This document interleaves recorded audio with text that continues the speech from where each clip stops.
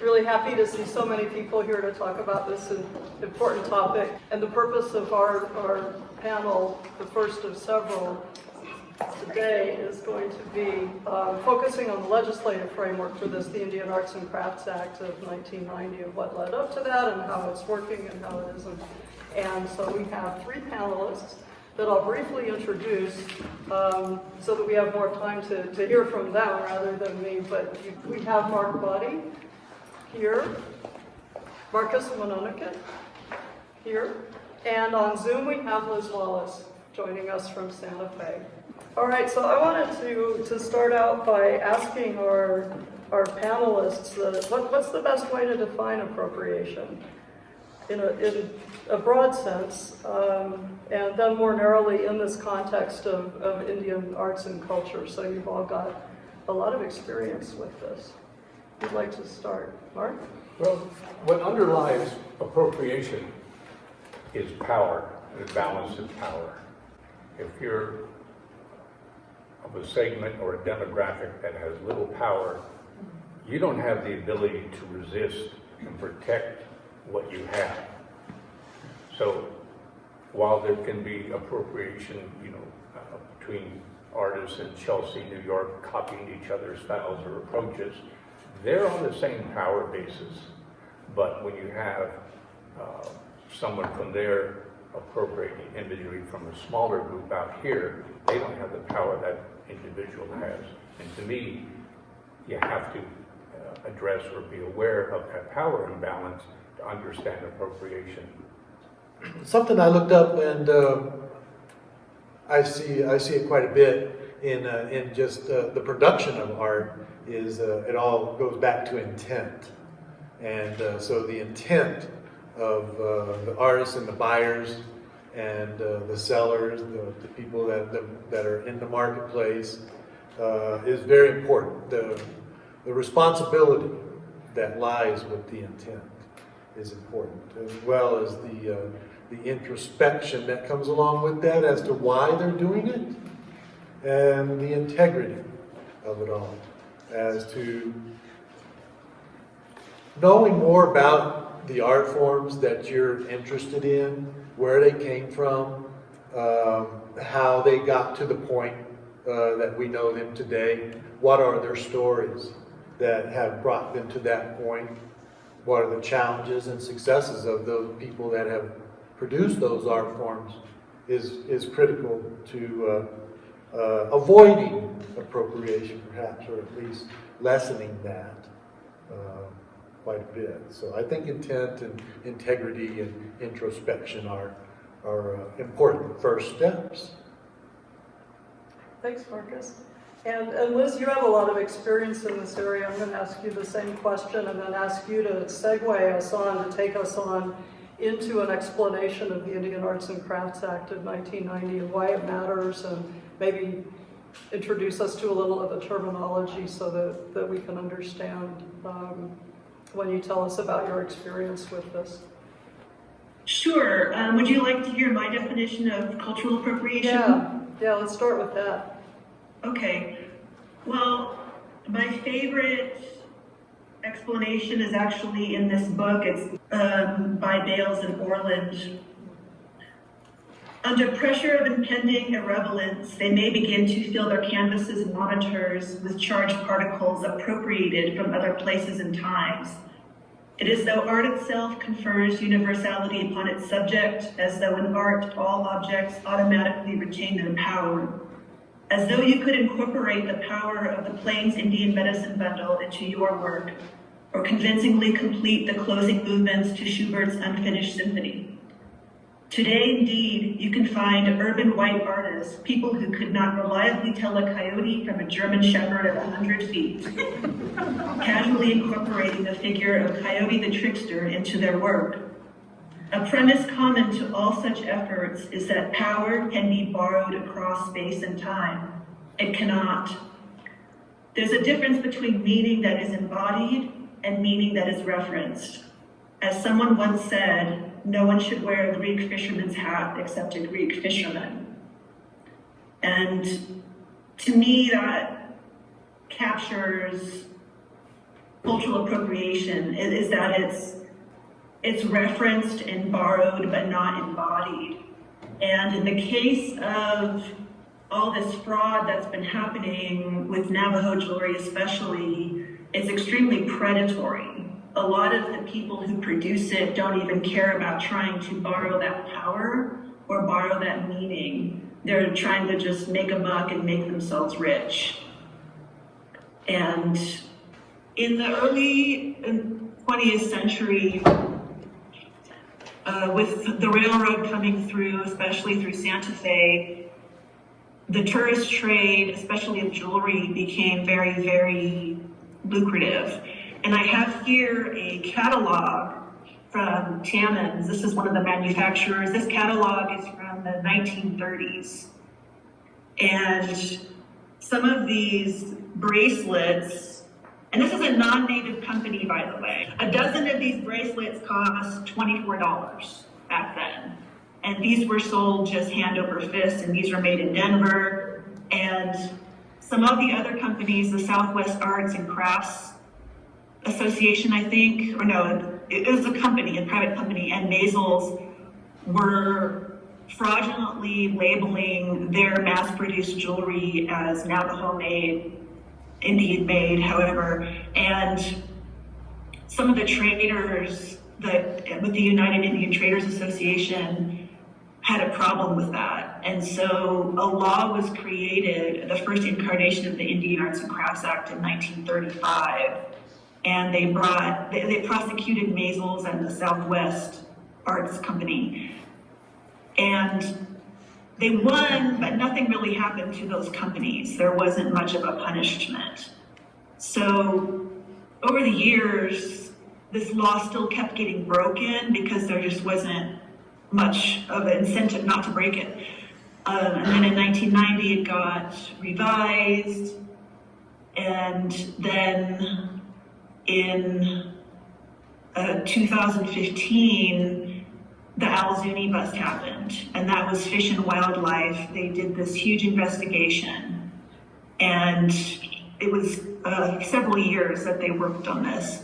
So finally, something big happened with this, and this law is incredibly important. I think the United States and Panama are the only countries that have a law like this protecting Indigenous arts. And at its core, it's a truth in advertising law. It's not really about protecting culture. It's very much about protecting consumers as I see it, and artists. You can definitely interpret that. So this law matters. So is fake jewelry a victimless crime? Oh, it's hugely, hugely destructive. So in 2015, the bust seized over 350,000 pieces of fake Navajo jewelry that was made in the Philippines. So there were 2 manufacturers owned by Palestinian dealers in the United States, but they were owned in the Philippines. And one was Fashion Accessories for You, the other one was called Imad's Jewelry. And Fashion Accessories for You imported or exported hundreds of shipments, over 300 shipments were brought into this country between 2006 and 2011, I believe. So that was even before the investigation started. So just that one manufacturer probably brought in millions of pieces of fake Navajo jewelry, and it was all marketed as Navajo made. And these dealers even made up Navajo artists. They concocted whole names. Wow.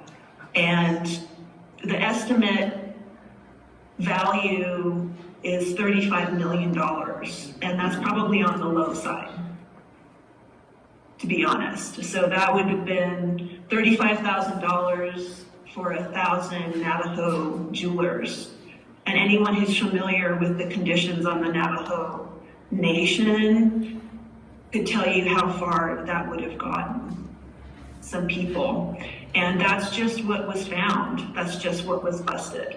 And that is just this one syndicate. And this has been going on for a very long time. Even in 1911, Candelario was having Navajo jewelry copied by inmates in the Canyon City, Colorado State Penitentiary. And there was one letter for an order of 2,000 rings from that time. So this has been going on a very, very long time. And I think in a way, everyone just got so used to it. People got so used to finding Indian jewelry for just a few dollars that now Indian jewelry especially has this image of just being a cheap, kitschy, curio souvenir instead of meaningful artwork, instead of meaning that is embodied, instead of knowing that the people who made it hold silver and turquoise to be sacred in our culture and to have spiritual significance. Thanks, Liz. Mark? I was an early charter member of the Indian Arts and Crafts Association, and we had a number of initiatives, basically education and legislation, to deal with the fraud in the Indian arts field. Eventually, through one of our members who became a senator, Ben Nyquist Campbell, we got that legislation through. And most of us knew, okay, we have the law, now what? How do we get somebody to enforce it? And that's been the biggest problem. To be very briefly, example, not with jewelry, but with baskets from Pakistan that were coming in being sold as native made. You'd see them at Pueblo feast days, and little booths up that says village made baskets. They just don't tell you what part of the planet the village is. And I know the gentleman who imports them, and he tags every single one of them. And there was a business in Santa Fe, you could see the little stems where they pulled off the tags. I took a picture of the basket, I took a picture of the sign that includes the basket, I took a picture of the page of the catalog, I took a picture of, or excerpted the Indian Arts and Crafts Act relevant to that, consumer protections. I said, you know, if you're afraid of the Indian Arts and Crafts Act, it's too complicated for you, then how about consumer fraud? And literally handed that to the office of the New Mexico Attorney General, and nothing happened. And it's just incredibly frustrating. The case that Elizabeth just mentioned, you know, they gave some fines. They're in the 5 figures, but as she pointed out, they're in the millions of dollars it made. That was chump change. That was the cost of doing business. And the problem is the prosecutors, once they get a hold of these cases, they don't understand the implications of it. And because, I'm sorry if I'm offending a lawyer in the audience, if there is one, but they're smarter than the rest of us. So they're not going to go ask the artist, any of the victims in this, you know, is this appropriate? You know, what can we do to stop this? We just want to get a win at whatever cost, literally, whatever cost. There's a customs regulation that every piece of jewelry coming in must be marked indelibly as the country of origin. Doesn't happen. All those thousands and thousands of pieces, if they had assessed the minimum fine for each one of those, an individual violation, those people would be out of business, and the rest of them who were doing this that weren't prosecuted, that weren't found, would be finding something else to sell. And that's been a huge issue. And it goes hand in hand with the businesses that are looking at price point. And if all you care about is your price point and your profit margin, you're going to make some, in my opinion, really bad decisions as far as this. And it has this ripple effect that in my grandchildren's lifetime we'll never see the end of, because this stuff comes in, it gets bought, and pretty soon it's on eBay. And it's the exaggerations on eBay are pretty outrageous to begin with, but you know, it's fakes, it's counterfeits, and you know, as Liz mentioned, this impacts the artist family, the artist community. It has a huge ripple effect, and we can't seem to get the prosecutors to see this and treat it as a crime of the severity and scope that it is. And the new revised one was done in a bubble. It was presented, and I haven't found any native artist or dealer who was consulted by the individuals who came up with this proposal. They came up with it in a room, I don't know. And then they put it out there, and those of us who they should have contacted are looking at this saying, my God, you could drive a semi-truck through the loopholes, and it's appalling. If I could jump briefly into what one of the please do, revisions is. we wanted to talk about proposed changes to the law. This would allow a business that was 51% native owned, and that 51% margin in other programs is very susceptible to abuse. You get somebody to sign on, and and on paper they've got 51%. But if it's 51%, then the business is a native business. This thing goes one step further and says, then anything that your employees make is Indian made, but it doesn't say your employees have to be Indian, have to be native.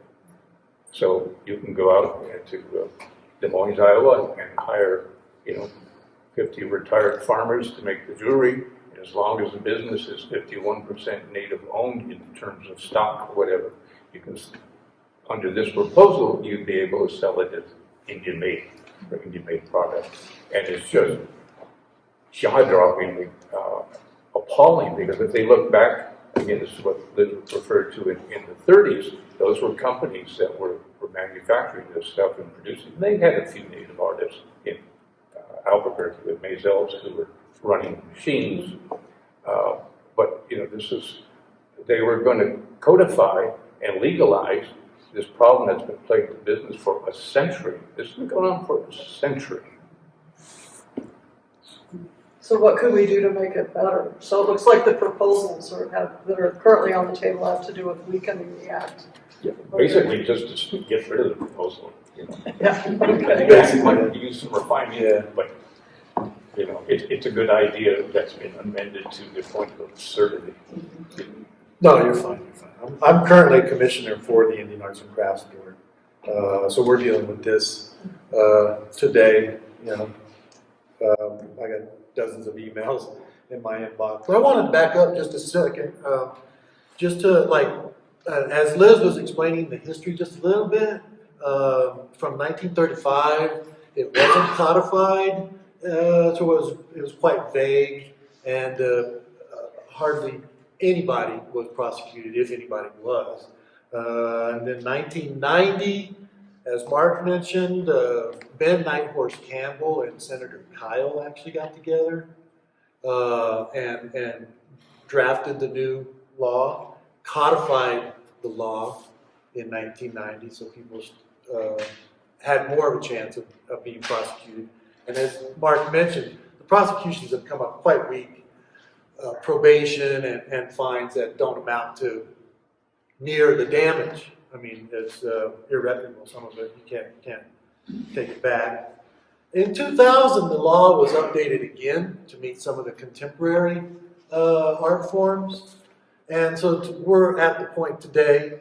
Well, I'm going to back up just one more second, because the original law also had that there would be training for Native community members, and that has continued to happen, and the promotion of those art forms. It also happened here at the Museum of Northern Arizona with the founders, Colton. In the 1930s, they were producing exhibits and art forms. They were promoting Hopi art and such at the very beginning. Encouraging hallmarking and ways of helping the consumer determine if something was authentic. And so there was a lot of education going on there. Then like it's been mentioned, there's been hardly any prosecution happen up until 2010. It was only the FBI that was prosecuting these cases, and then Obama brought in additional enforcement. All the other agencies were able to prosecute and track and enforce these. And then in 2012, U.S. Fish and Wildlife came on board and helped prosecute. They've been real powerful. Because when you talk to the agents, the best way to take care of this is at the border, where it's coming in. You know, once it gets into the market and into the shops, it's almost impossible to weed out. Very difficult to determine unless you're holding these pieces in your hand and you're skilled, knowledgeable about the art forms. They're very good. And so Mark mentioned his new proposals, and he's right. It came out of nowhere. We have some notes on that. There were no market studies, no indication that Indian artists wanted these changes. And we're concerned about the enforcement of it, because if it's 50, it's actually 50%. 50%. So it could be half the people and half the profits go to non-native in this new proposal. And outside of that, they also allow for different art forms to be included. They want to add another, which would be like agricultural products that aren't exactly considered art today. So it would be quite different. But the idea of allowing 50% non-Indian labor is like contradicted to the Indian arts and craft law to begin with. So that's problematic. They've done some surveys over this past summer on the law, like listening sessions, and came up with, we're just now starting to get the information come back in from those listening sessions. And what I see here is, in one of the listening sessions, support for the proposed regulations read 5 yes and 56 no. 26 of, yeah, but this is coding, so I don't know who coded this.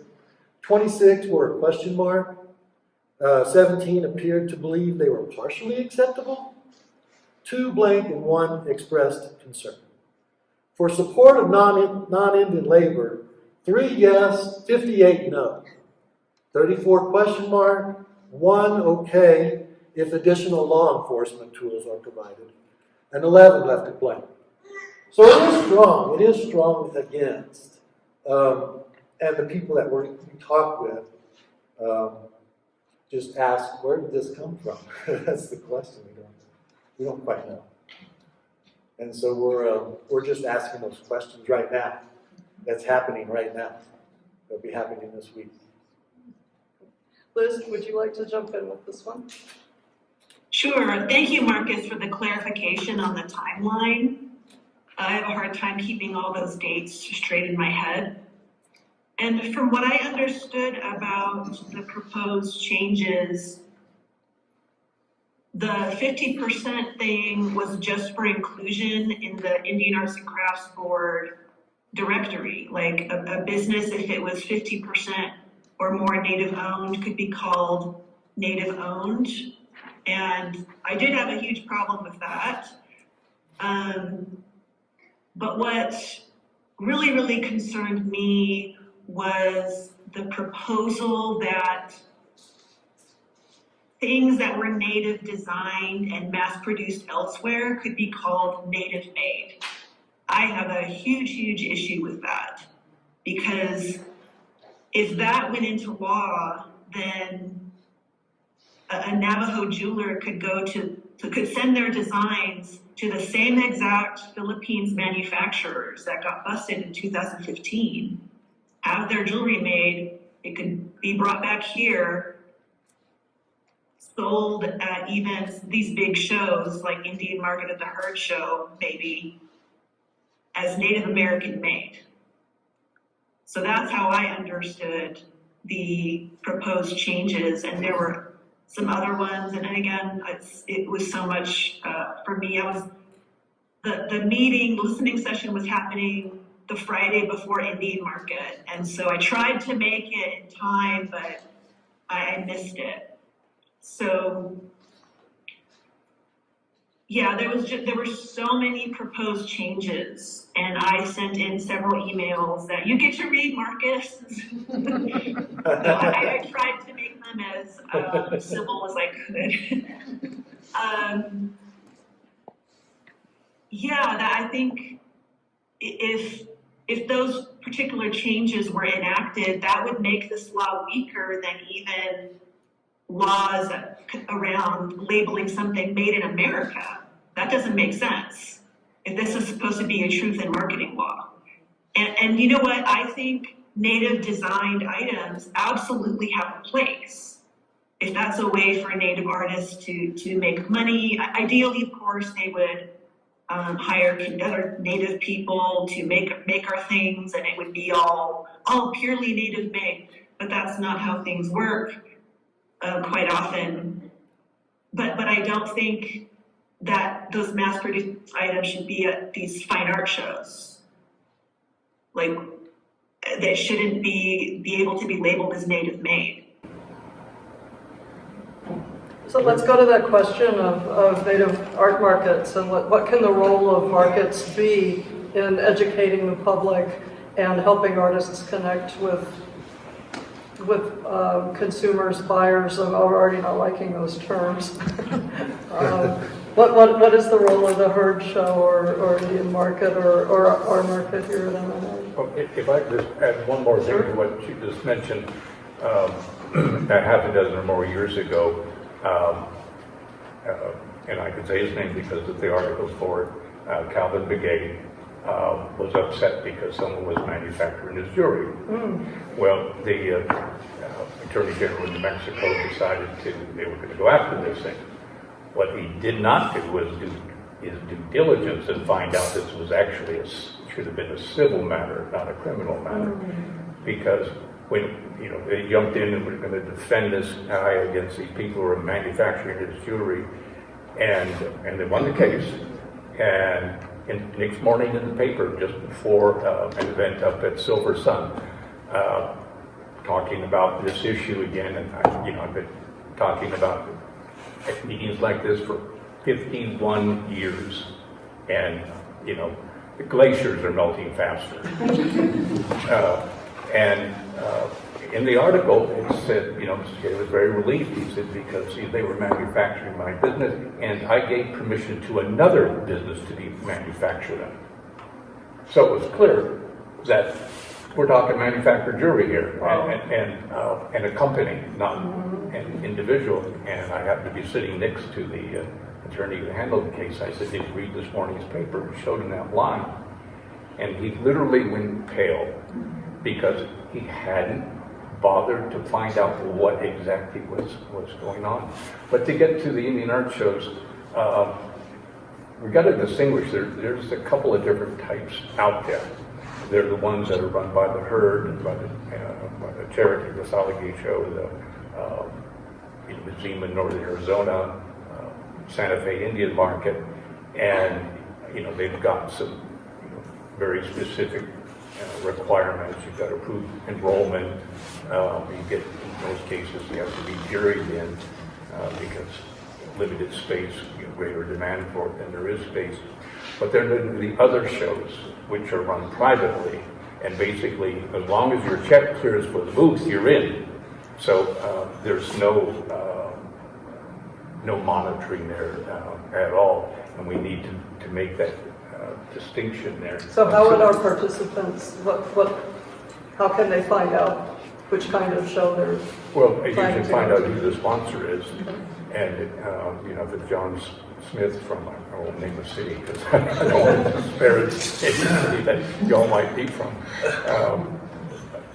or if it says it's affiliated with this institution or that institution, then you have a higher level of accountability, and presumably you can go back, if there's an issue, and they'll take care of it. Whereas at one of the private shows, you go talk to Mr. Chief Joe or whatever the person said he was.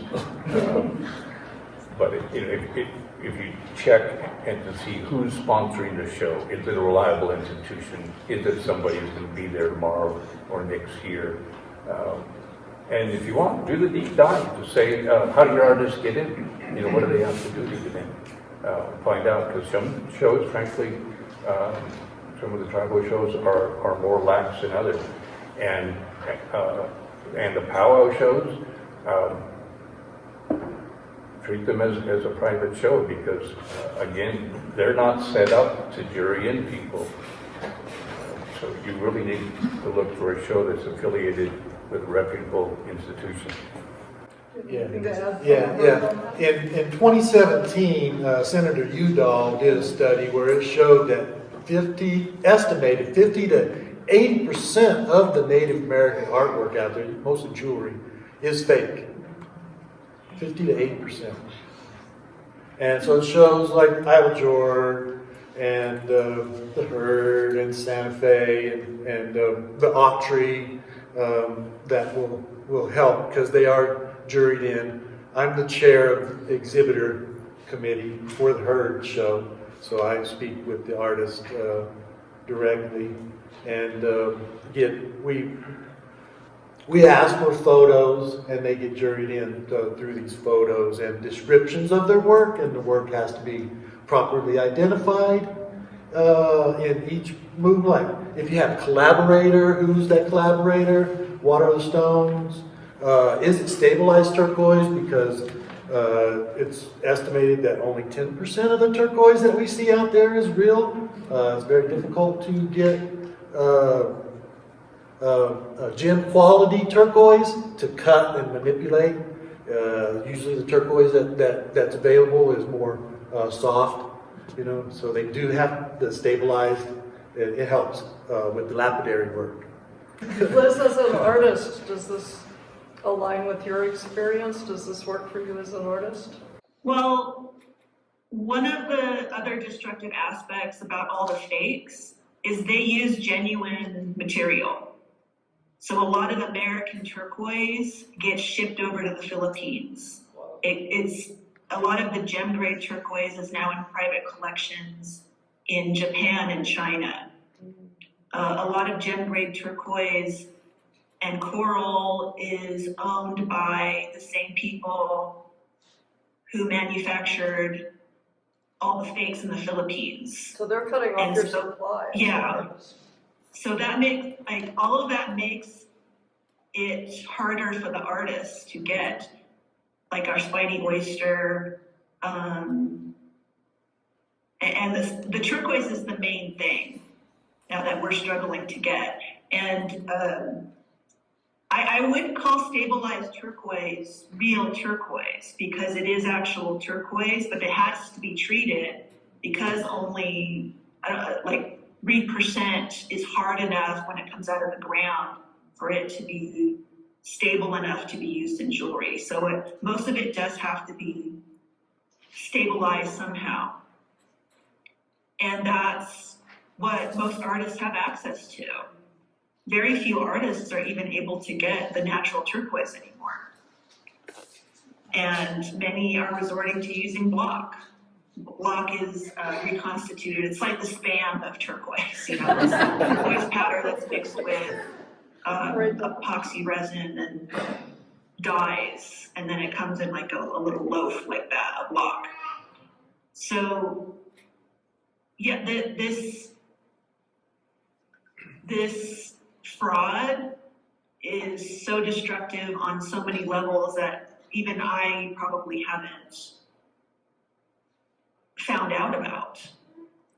And as far as the shows go, the shows are incredibly important, especially the curated ones and the juried ones, and the ones that actually make sure someone is a Native artist with Native ancestry. That's incredibly important.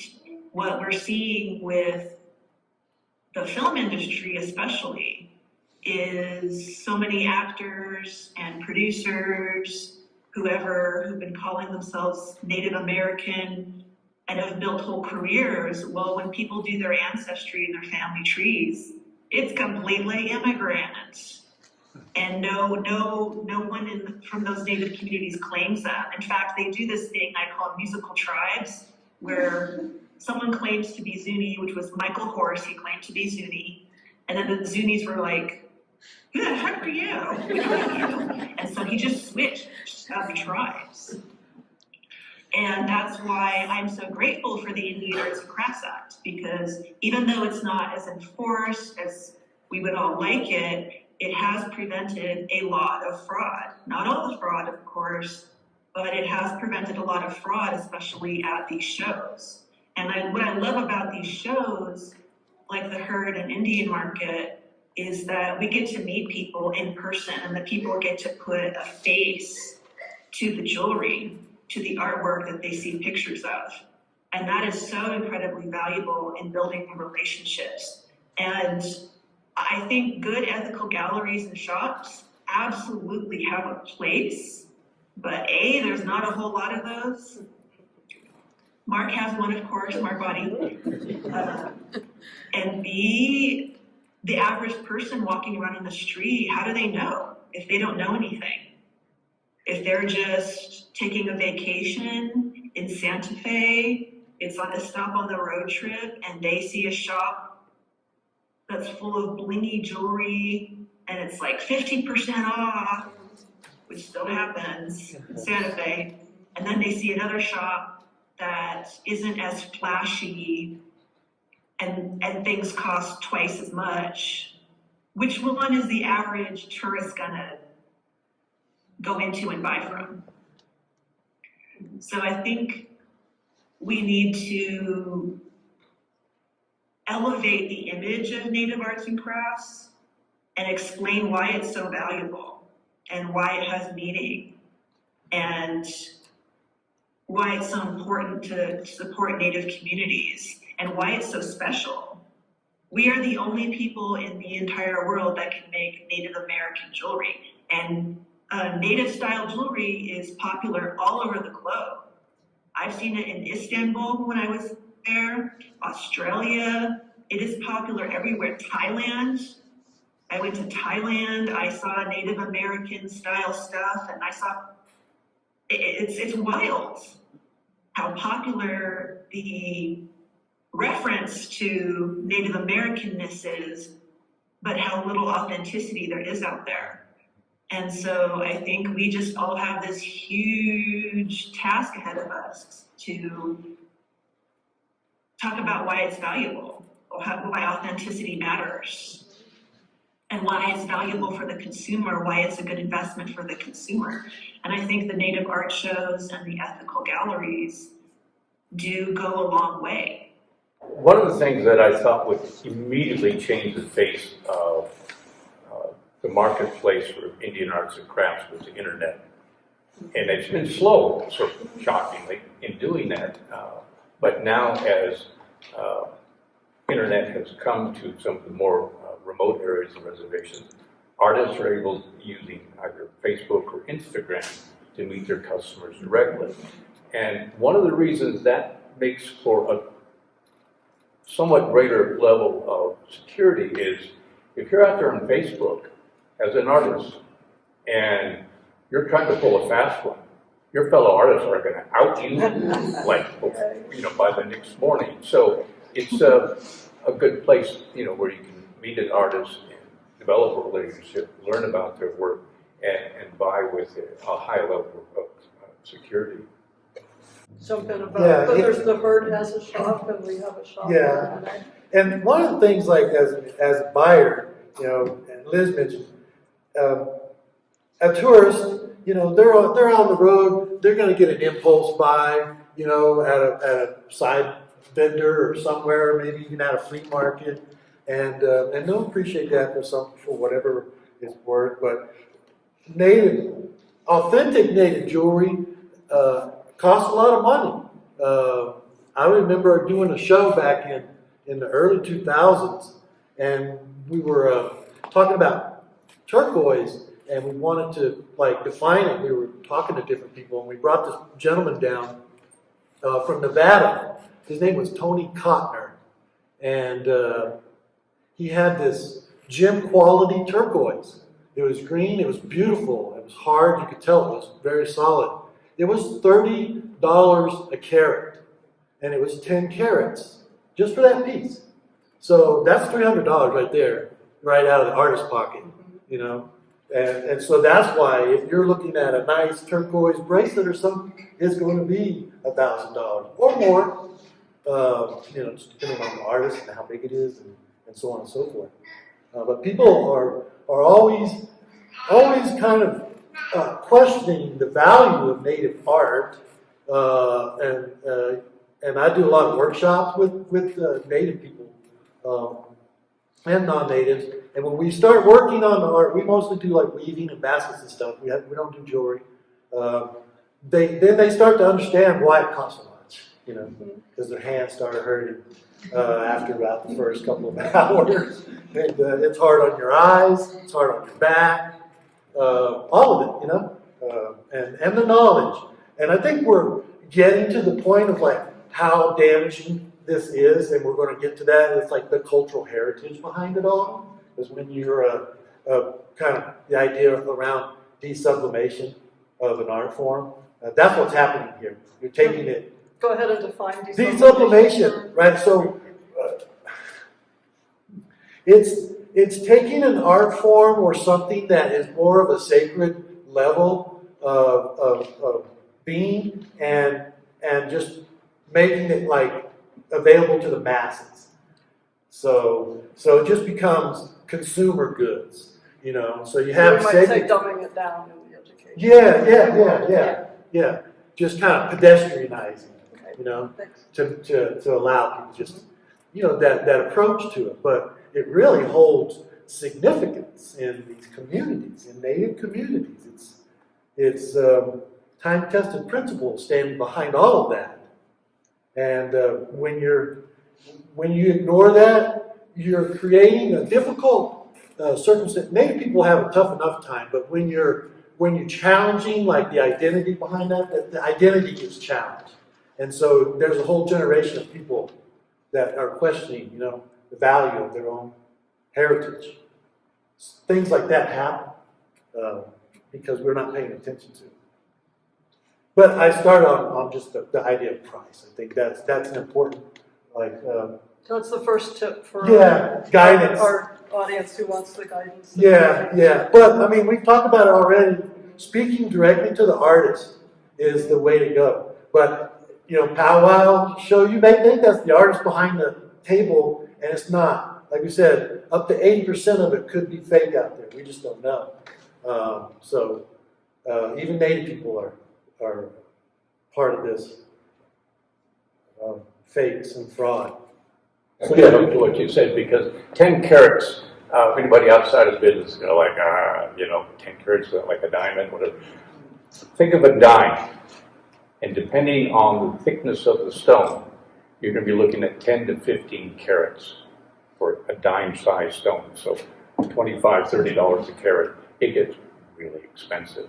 I wind up buying turquoise sometimes and giving it to the artist to set, because some artists, particularly if they're getting well known, certain people who sell turquoise will say they can afford it, and the price will start to creep up on it. But it's a major investment for an artist who wants to create a piece. And the math and the multiplication of carats times dollars gets real scary sometimes. And I remember when there was somebody trying to do a cartel or corner the market on silver to make a profit quite a while ago, and a lot of our artist colleagues were having trouble affording silver, and the consumers just weren't necessarily making that connection. That this is a big investment the artist has to make up front, and they have no control over the price of silver. That was, the Hunt brothers wound up, silver cornered them instead, but it got up to almost $50 an ounce, end of '79, and by January '80, it had plummeted down to under $10 an ounce. But when it got that high, a lot of smiths said, I can't do this any longer, and took their silver, their jewelry, their unfinished jewelry, and scrapped it, and were looking for another line of work, and it was a body blow to it.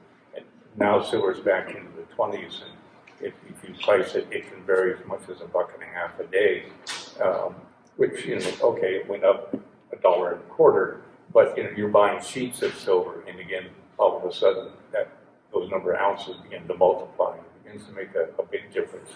And you might think, baskets. We just go out and pick. the materials. And so there's no upfront investment on basketry, but you follow those ladies around who are picking those materials, and it's a certain season, you have to be ready for it. There's all of the preparation, there's the climate change that is reducing the amount of these materials that are available.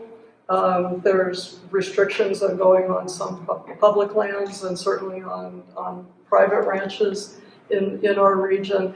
And you look at the labor that goes into handmade basketry, and it is just phenomenal. And so what I feel we can do, whether it's a gallery or a show or a museum, is give the platform to the artists to show this whole process. And then also, like you were saying, the meaning behind it. You don't just go out and dig up a bunch of yucca plants. There are ways that you are almost you are cultivating those.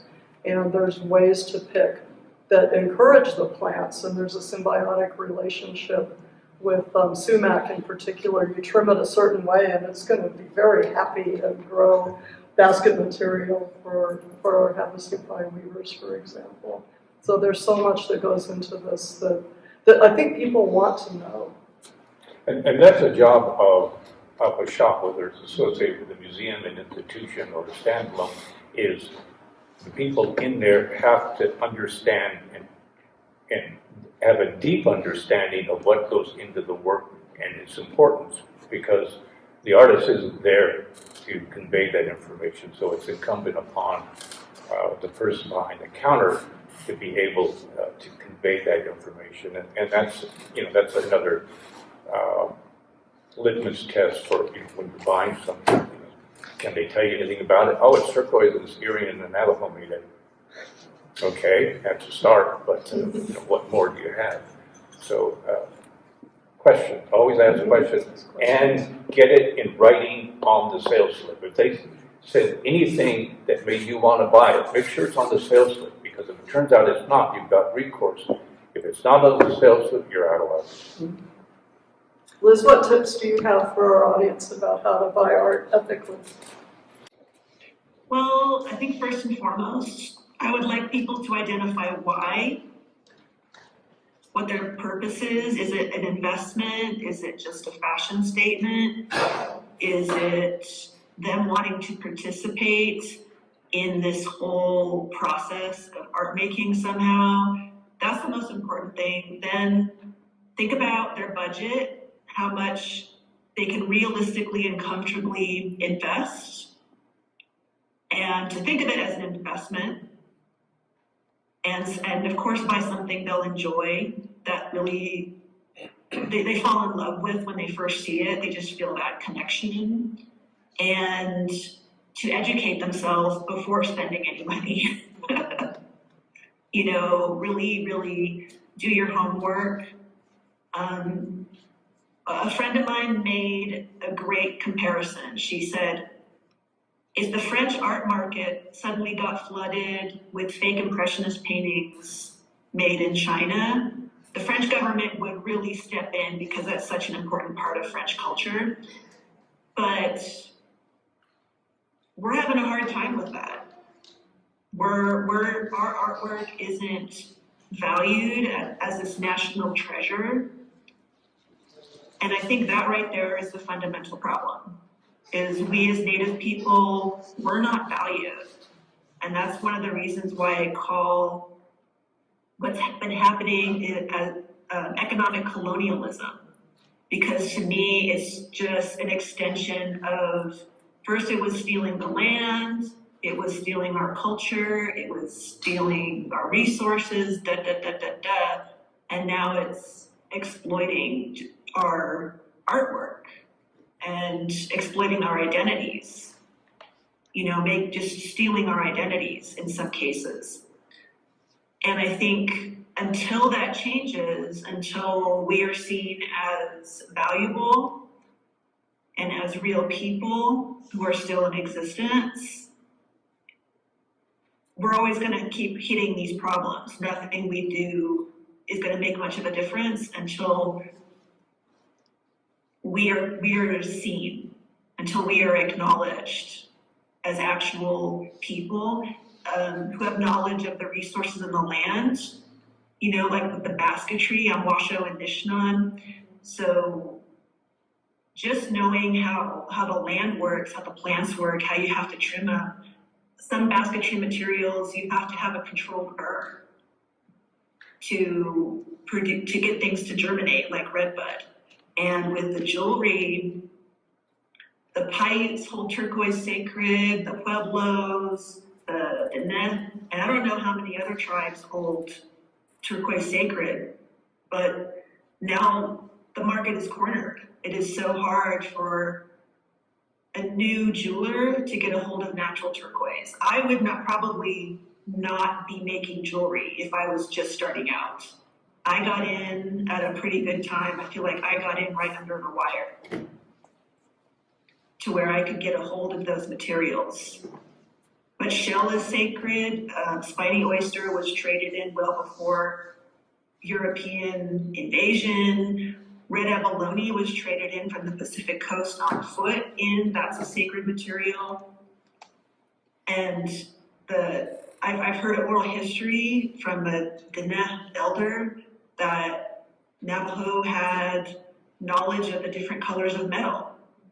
They had knowledge of silver prior to coming to the Southwest and encountering the Spanish. So,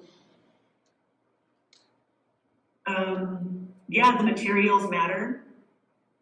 That there's power in meaning in the materials and how they came about.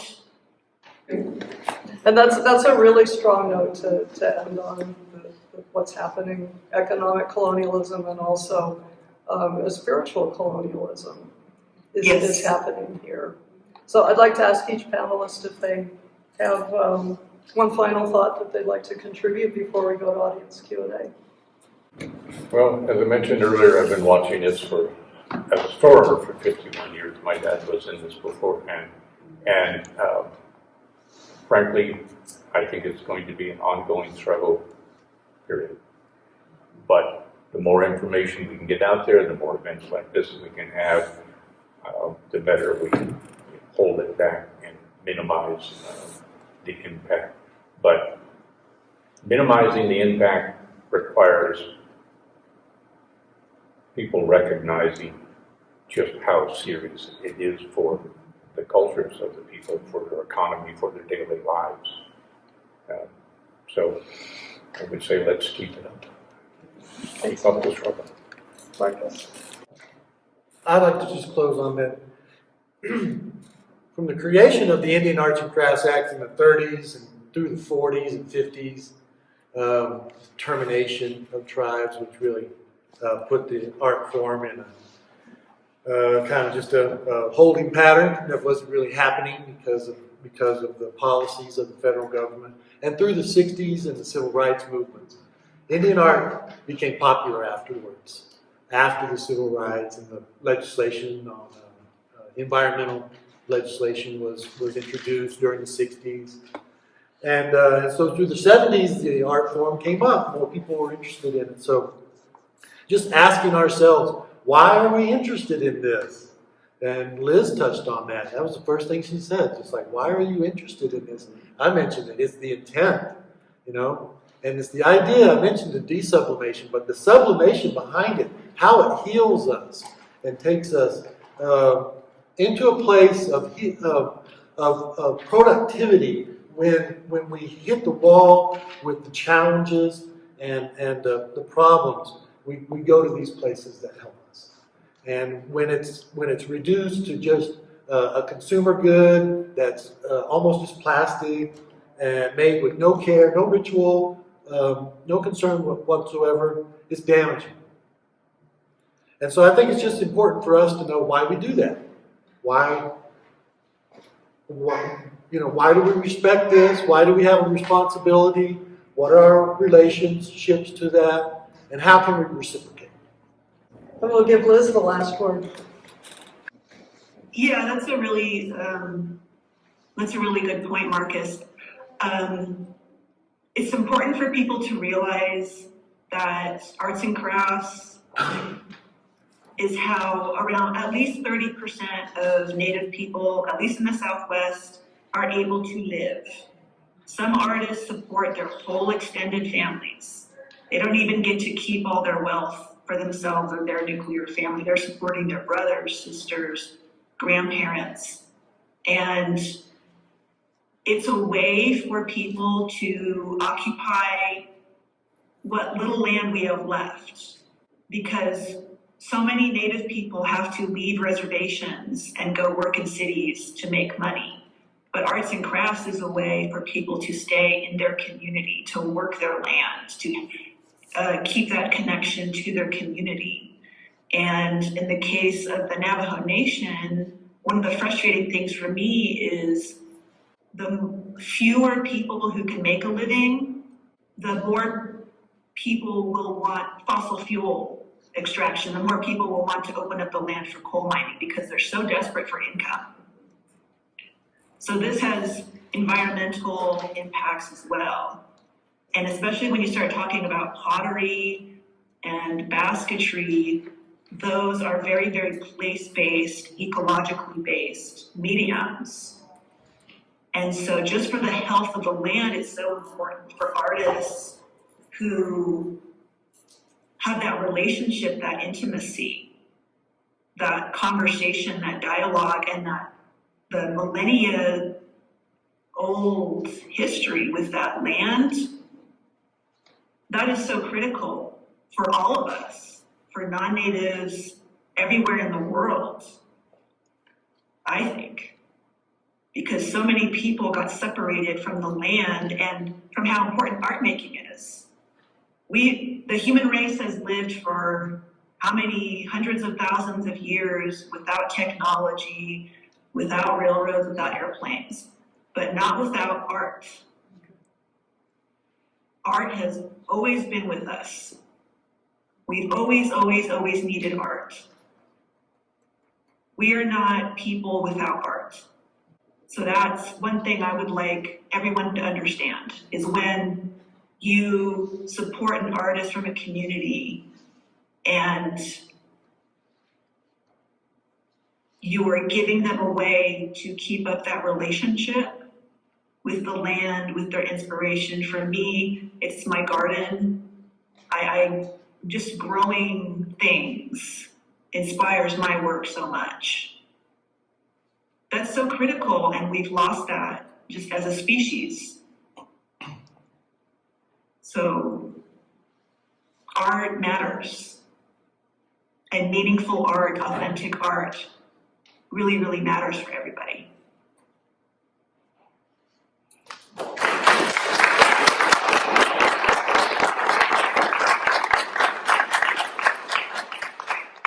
Thank you so much for that. My name is Rafael, and something interesting I learned today as I was walking through the museum, that the first mural of the Americas was under the run of a church, Spanish church, right? And that hit me really hard because if you look at the native people from Central America all the way south, right? Well, meaning my point was about Spanish. They basically destroy all the cultural temples, which were embodied with a lot of symbols, that meant things to the people. So that was a way of destroying any connection to their belief systems, right?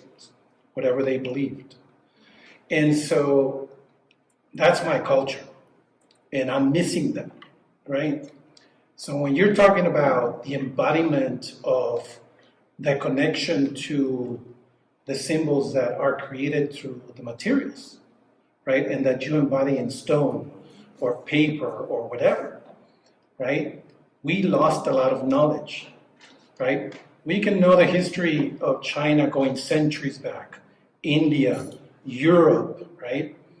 But of the Mexican culture, unless you do archaeology, and there's gaps, of course, because the people are not there to tell you you're wrong. And so, my search has been on finding a connection to my past, right? Through my language, through languages in the American Indian in Mexico, my connections to people in this country, and the relations of symbols, right, that transcend sometimes culture. And so when I hear, especially an artist talk about the meaning or the embodiment of what you're trying to create in a jewelry, right, whether it's or pottery or a basket, talks a lot to me.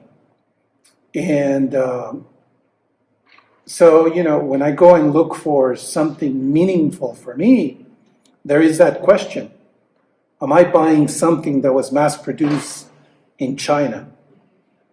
So, I travel to all the pyramids in Mexico. And there's artists, right, selling you art from their culture, my culture. But I know some of it is made in China, right? It's made somewhere else. So the compromise I've made to myself is, I'm going to deny some of that and buy because it's meaningful to me, right? That doesn't mean it's right. That doesn't mean it's, that I'm accepting fraud, right? But it's important to know that there are some people in search for that connection, for that meaning, and not based on, as you say, intent, as you say, in embodiment, the meaning that the artist is trying to convey based on their belief system. So, but I do want that authenticity. I want that connection, right? Because it speaks to me. And so, what was important to me about this talk is actually what the artist was talking about, the spirituality of the art, the embodiment of the art. And yes, it is an investment, but to me is, I could buy that art, have it in my home, and it means a lot to me, but my kids may not care about it, right? I mean, that's a fact. But I guess it boils down to the question of what is it that should come first, right? Is it the embodiment of what the art should represent? And if that's the case, it's sometimes hard to talk to the artists. It's very difficult to find them, right? They could be in the reservation. You could go to a gallery, they can tell you, it was made by so-and-so. We have their, here's their symbol or their signature, right? But I'm not invited to their community. I can't go and knock and say, hey, did you make this piece, right? There may not be in Facebook because there's no internet, right? So there's always that compromise of, how much do we want to accept the authenticity and the truth from who you're buying the material from, right? I think that's always the question I struggle with. I'm willing to pay for it, but is it authentic and honest? And the working through this is part of the work that we're all doing that contributes to our larger efforts. And as an archaeologist, part of what you led out with was the suppression, the colonial, often very violent suppression of the people and the art forms and their expressions, and then the technologies that lead to this. And that goes to one of Liz's points also about being able to stay in your home with your family and support your family. And so how do these techniques and materials and expertise, and especially the knowledge and the spirituality that goes with it, how does that get transmitted from generation to generation over thousands of years, really? And then what are the processes that disrupt that, whether it's the Spanish invasion in Mexico and the violent suppression of the religion, or whether it's residential schools, boarding schools, a deliberate disruption of the transmission of knowledge, and especially the deeper spiritual meanings that are learned and transmitted over generations. Thank you. Other responses to I got just from the idea of appreciation of the culture and that search for meaning through the culture. I would say there are no shortcuts. There are no shortcuts for an artist. There are no shortcuts for us as humans to find that special need that's there, that mystery that's satisfying. It could be just like that plastic Statue of Liberty that we all got, in New York City that's sitting up on our mantle that we cherish and we have particular relationship to that. It means something to us for the time and such. But when we're speaking about some of this art and where it has come from, I think there's deeper connections. The ritual behind it that we oftentimes don't get to be a part of. I would say that if you have an interest in that, to continue to find it and search for it on a deeper meaning, a deeper level, and it's a life journey. I do workshops around the Southwest, and I've been doing them for 9 years. And people come in and their expectations is like, I'm going to make some artwork here and it's going to be great. And I have to just let them know you got to temper those expectations. You're not going to make that piece of art that's in the display case. And you're going to just learn about this. That journey takes a lifetime, for some. Sometimes I'm not saying that fantastic art can't just be like made to in a day. Because it can. That's just the mystery behind art. The search for meaning that's come up a number of times here. And as someone on the front lines of retail, where I had someone come in last year, I get people asking about the voodoo dolls, the Kachina dolls.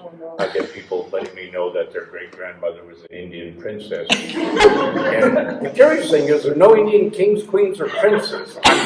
Where's the rest of the family? The winner was the lady who came in and announced she was part Anasazi. But we sell the little animal carvings that get generally lumped under the category of fetishes, the term I try to avoid because it's an English corruption of a Portuguese word for objects of power from West Africa. So please, and every their own name for that category of things. So people want to know, what do they mean? Well, you take bear, his meaning will vary dramatically from tribe to tribe. And what we try to explain is, why one that speaks to you. Don't require that you want to take the Zuni meaning for that bear. You want to acquire the Navajo meaning for that bear, because then that's where this cultural appropriation starts coming in. And it's a really insidious form because it comes from a sincere desire for meaning, but they're not finding it or seeing it. They're not seeing it in their own lives. So they're going out and reaching to take it from somewhere else. So it's something that has to be very carefully thought about. Which is curious too, because there's a secular and sacred part of that art. That those carvings, have a foundation in a place that is only, within that tribe, within that religious and social venue. The things you see, out in the world are sort of a secular version of that. Right. Well, Say, for example, novel sand paintings. You see this paintings of sand paintings and things like that, right?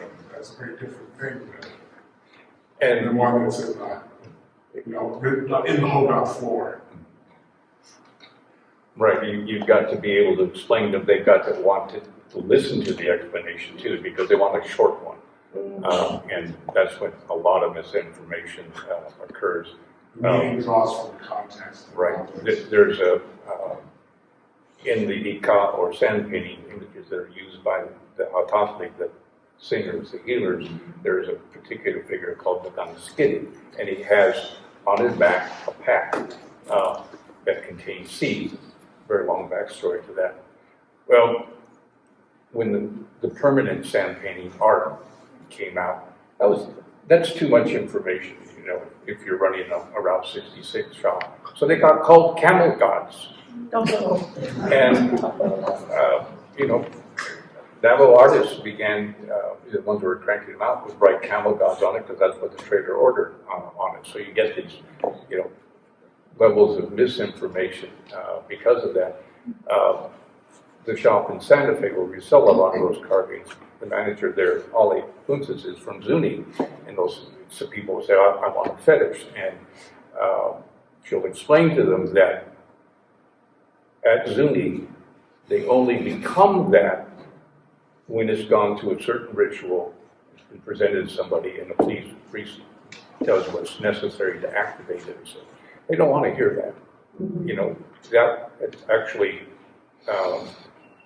will periodically just kill a sale. They'll leave because they don't want to hear that. They'll go somewhere where they'll say, "Oh yeah, this is your animal spirit, your totem," and feel that need for meaning, and that makes things really difficult too, because people have this expectation of where and what kind of meaning they're going to find. So the proposed regulations you were talking about are to the Indian Arts and Crafts Act, is that correct? Correct. And those ridiculous parts of it, which I think everyone can agree on. I mean, you say you don't know where they came from. Who wrote this stuff? Okay, so it came from the assistant, Department of Interior, the assistant and his senior counsel are the ones that are on these documents. Brian Newland and Sam So Coe. basically a politician and An appointed staffer by a government entity. yeah, you're Yeah. Basically, that's where it's coming from. As I mentioned, there's just no study as to the need required for any of this. I think where the real need is to figure out how we can get the folks that were terminated, those groups, back into federal status. You know, because there's a lot of people that lost that connection in that era, and not that they can't still make jewelry and be artists, but you know there is something to belong and identify with there.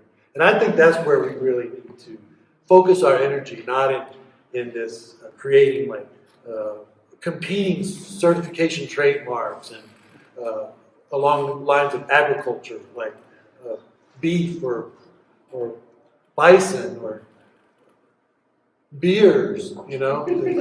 Like, no, that's not He's not art. making that up. Craft beer, tell a little bit more about the craft beer piece of this. Well, they want to be able to determine that as native art. That's just the idea behind it.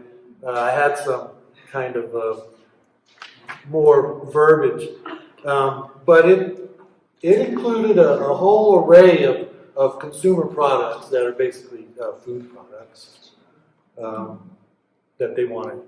Yeah, one of the things that I have written extensively to the board about is about the terminated tribes, specifically in California, because it was so resource rich, and in the 1950s, about 30 tribes were terminated, including Nishnan, which is the tribe I identified with growing up, and that's the homelands where I grew up, was Nishnan homelands, which is also called Southern Maidu. And my feedback was just to include people who were covered under Code 1679, which allows terminated California Indians to get IHS care, which is Indian Health Service. And those people do have to prove ancestry, all that stuff. And right now, because California doesn't have a formal state recognition process, those tribes are SOL. A friend of mine who is Chumash and who can prove her ancestry, she gets consulted by the state, she gets consulted by museums. She is not allowed to sell her work as Native American made because of the way the law is worded. But state recognized tribes in the South, which are very controversial, especially the Cherokee tribes, who can't prove any ancestry for the most part, they are able to sell their work as Native American made. And again, this is a really important law. I am really, really grateful for it, but I think there's just stuff to get hashed out. And because this is the first law, I think us in Panama are the only ones that have this kind of a law. Australia Aboriginals are trying to get a similar law. I've consulted with a Torres Strait Islander from there. And so I think we're just hashing things out. That's how I look at it. We're still figuring things out, and we need to be kind of open-minded about some things. And the gentleman who first asked a question about reconnecting, most Indigenous people on this continent are struggling with that. And I would just say, pay attention to what makes your spirit come alive, what really, really speaks to you, and then find out more about it.